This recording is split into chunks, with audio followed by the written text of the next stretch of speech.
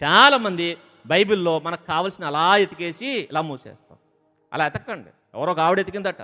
ప్రభువు చిత్తం తెలుసుకోవడం ఎలా, దేవుడు ఎలా మాట్లాడతాడు, బైబిల్లో నుంచి మాట్లాడతాడని పాస్టర్ గారు చెప్తే, ఇదిగో వాక్యం నీతో మాట్లాడుతున్నట్టే ఆవిడ కొన్ని ప్రశ్నలు అడిగిందట బైబిల్ని.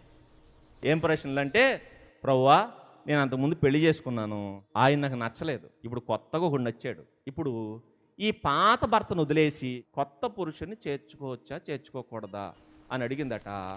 అలా ఓపెన్ చేస్తే ఈవిడకు రెఫరెన్స్ కనపడదట. ఏంటా రెఫరెన్స్? మీ ప్రాచీన పురుషుణ్ణి వదిలి నవీన పురుషుణ్ణి ధరించుకుని మనగానే అమ్మయ్యా దేవుడు నాతో సూటిగా మాట్లాడాడు. సూటిగా మాట్లాడడం కాదు, వీళ్ళని ఏం చేయాలి చెప్పండి?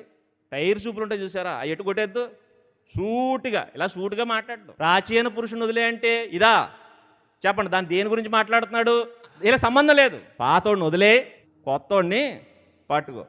ఇలాంటి అతికించుకున్నారా పోతారు. దేవుడు అలాంటివి చెప్పడు. అందుకనే మీ సొంత తెలివితేటలతో బైబిల్ని ఎతకండి. బైబిల్కి ముందు వెనక ప్రతిదీ తెలుసుకుని వెతకడానికి ట్రై చేయండి, లేదంటే ఇలాగే ఉంటుంది. అందుకే దిక్మాల సాక్ష్యాలు ఎక్కువైపోయినాయి మనకి.